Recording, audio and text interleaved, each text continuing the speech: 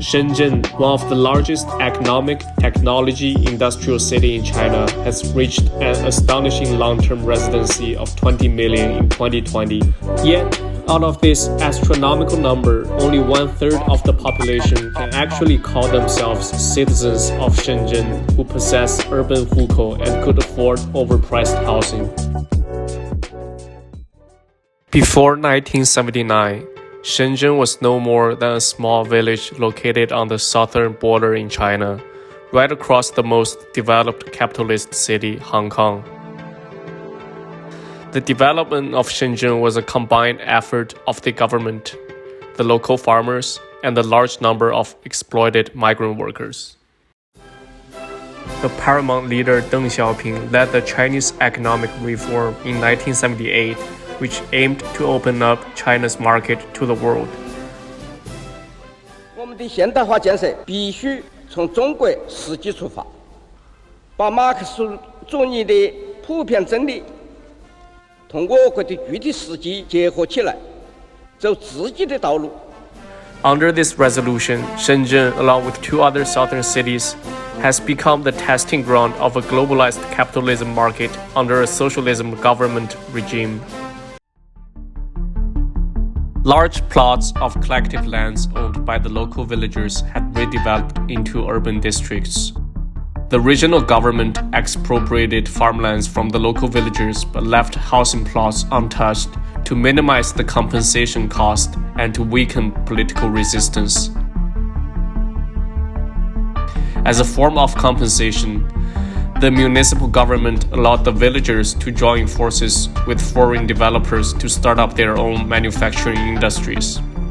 Local villagers indeed contributed to the fast development of Shenzhen by bringing investors through their connections in Hong Kong.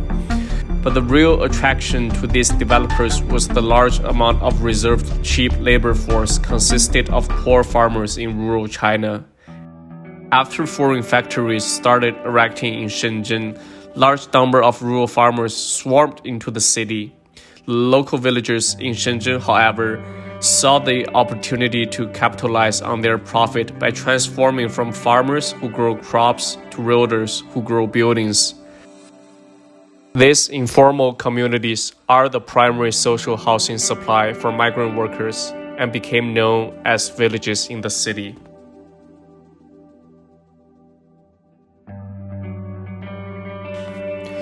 Now, Shenzhen is one of the largest and most modern cities in China, yet the living condition of those migrant workers has barely changed.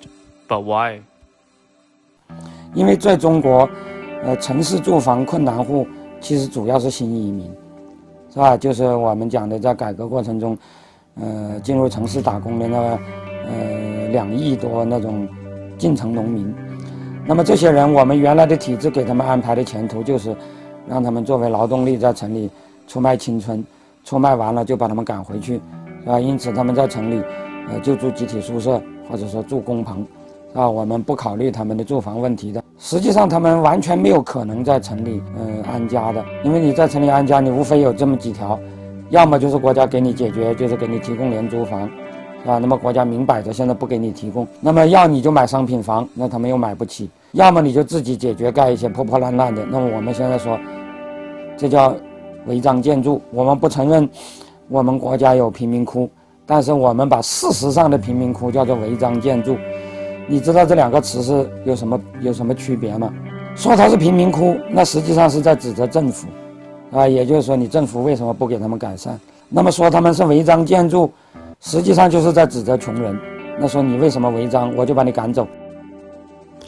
Under the strict hukou policy, only people who possess urban hukou that are authorized by the local municipal government has the right to benefit from city welfare. This means the large number of migrant workers who only possess a rural hukou are excluded from these welfares, which include social housing. These migrant workers are also called as amphibians because they usually work and live in the city, but their families and homes are still located back at the rural area where they came from. 简单了，在全球化的背景下，由于他用专政手段剥夺了弱势者的讨价还价的权利，或者用了有一些无良经济学家的说法，叫做降低了交易成本，于是他就有了最大的可能从全世界吸引资本，向全世界输出商品，然后就具有了一种血汗工厂对福利国家的优势。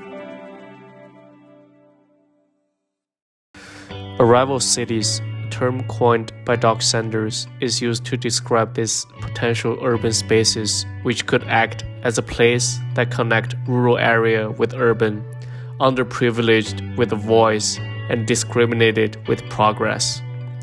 Does Shenzhen have the potential to become a city that hosting these spaces, or keep being the city that reject?